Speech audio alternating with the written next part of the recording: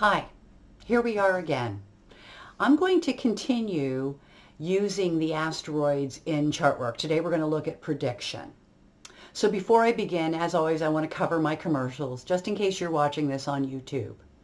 Please check out my website at www.divinationcounselingservice.org, as well as my teacher, www.marthalangwestcott.com.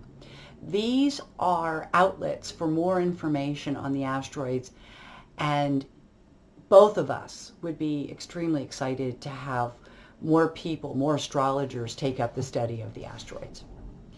So today I'm going to be talking a lot about the Aries Point. If you need further information on the Aries Point or what it represents, which is the world, by the way, everybody has the world in their chart. That is the points that fall at 0 degrees of Aries, 0 degrees of Libra, 0 degrees of Capricorn, and 0 degrees of Cancer. For more information, again, you can check the divinationcounselingservice.org website. So in that, we're going to be talking about the Aries Point because the Aries Point is a great place to begin a study program, just like your own chart, because everybody has one. So we're going to all experience this together. We might all react differently, but we're all going to experience this Aries Point. So I want to talk about the Aries Point as a way to study. And we're going to look at the new moon. So the new moon is set for April 5th, 2019. And we're going to be using that new moon as our Aries Point so that we can look at these asteroids and work with them. So before I go on, I do want to point out that we're only working with a small number of asteroids, and that's the best way to start. I highly encourage it. It's the way we all began. Eventually, you can add in more asteroids, which add in more detail. So what we're going to say today, and what I'm going to give you today, is sort of a nugget, but it's more than that. First of all the information we're going to have today applies to everything else. For example, I'm going to give you a list of asteroids that are in the new moon axis. Vesta, which is work, goals, distance, work, friends, but associates that are associated with the same organization. Terpsichore, which is the body, which is one of the body asteroids. We're going to look at Panacea, which is solving and resolving problems. So the good news is there's going to be a solving of problems in here, but the bad news is it comes conjunct, which is also in the Aries Point, Lachesis. Lachesis is those disruptions, interruptions. You're walking down the road and midway through you got to turn around and go somewhere else. Something else happens, takes you on a different path. So there is a Lachesis in this axis, particularly as it relates to solving problems. Then we have the nodes, which are our contacts, our connections. We also have Eos, which is things that scatter us, tear, it's like you're scattered and you're torn. And Eos also represents getting up early in the morning, because sometimes the only way to beat the scattered craziness of your day is to start a little bit earlier. Eos. We move down to Dalius, which is the clever, being clever. Clever design. Dalius can also be design. But it's also about how some people design things so they escape the consequences of their actions and instead have those consequences fall on the shoulders of others. So it has a bigger meaning there.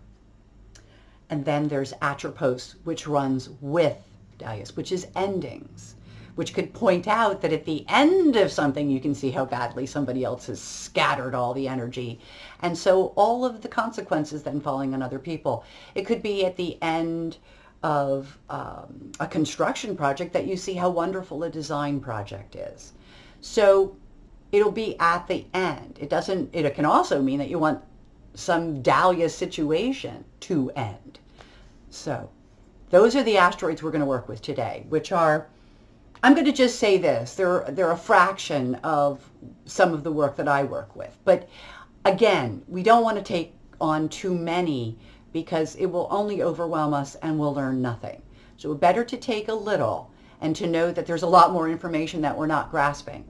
And I can tell you that even at my level, after 50 years of astrology work, I know that sometimes I worry too that I'm not hitting everything, but I figure if it jumped out at me, it was meant to be.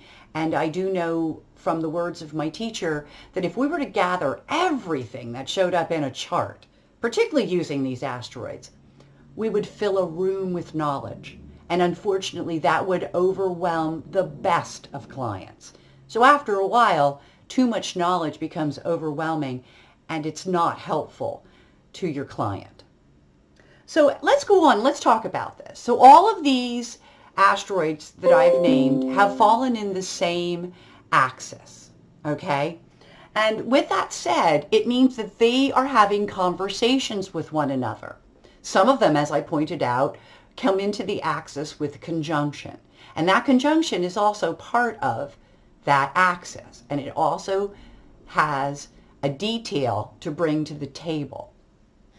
So if we start off with our work and goals, which is really right there at the 0 Aries point, okay, that really is at Aries point right now.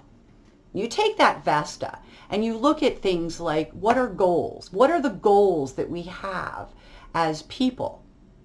And how do we resolve the issues? Now you're talking about a real theme in the Aries point, okay? So that theme in the Aries point could be that we're trying to end something where somebody is not taking responsibility. It can be a work-related issue, and it can deal with people at a distance. It could deal with connections that seem cold as well as distant. They're very work-related. It could relate to your health, because ultimately terpsichore is in there, your body, which is also body language and body image. And how does body image affect how we go about our goals? How does our health get affected by the fact that things are scattered and torn and that we have to get up early in the morning? Does that affect our health? Does that affect our own body image? Do we dress differently if we have to wake up at the wee hours of the morning versus getting up at a more reasonable time? These are all questions that are all related to this Aries point. The Aries point can be also things you read in the media. And I don't like to get into that too much because I really want to keep this site about learning. But I will say to you that whether you like the president or you don't, he does have a very good dalius, meaning that he tends to let the consequences of his actions kind of fall on others and doesn't really take responsibility for them. And we have things like the New Zealand shooter to kind of really bring this example out into the public, that the president won't tone down his rhetoric, even though this particular shooter gave him a nod. This is the stuff that we want to look. This is where the Aries point actually manifests, okay? Now, how we see it or how we view it could be related to, again, how do you feel about the president, you know? So you could go back in there and you might want this to end. You might want what's happening to the president right now to end. Well, then you're talking the Mueller case. So it's really interesting because some of the news that I'm getting about the Mueller case is that it might be going in a different direction, litigious. So, you know, here we go with, it doesn't matter what your opinions are, because honestly, opinions don't really matter. What's going to happen happens. And that is something that we can do nothing but really just kind of observe. And I think that one of the reasons I like studying the Aries point so much is not just because we all experience it, but because it's a really good time for us to realize that we're watching something, we're observing it, but that does not make it a situation that we have really any control over, or that we can really do anything about other than having an opinion or a reaction. But other than that, we can't. And as a person who meditates, this is kind of cool because it's the first opportunity we have to be the observer. And we're nothing more than the observer. And if we can learn to implement the concepts of the observer into our own life and begin to realize that life happens, we can choose or not choose how or when to react, but that's about it, because life is going to go on. We do get to make some decisions, but those are related to our own personal charts, and they're not going to be related to the Aries point. Unless your Aries point is strongly activated by your chart. And as speaking as someone who does have a really strong point hitting the Aries point in my chart, I don't really see myself as being one of those people that make the news happen. So therefore I'm always reacting to it rather than it being my reaction. And I think it's important for us to remember that. So that's another lesson for the Aries point. I hope this gives us all a place to begin when it comes to looking at the asteroids and what it is they can tell us. And just that list of asteroids I gave you, the fact that they all show up in the Aries point means that on some level, on some news report, in some newspaper, in your work, in your social life, you are going to see examples of those asteroids. I hope you got something out of this. I hope that you're beginning to become even more excited about the idea of adding asteroids to your work. And as an astrologer, I think that it's really, we owe it to our science to continue to learn, grow, and evolve. And if the asteroids are helping all that to happen, then I'm thrilled. I hope to see you all again. For now, goodbye.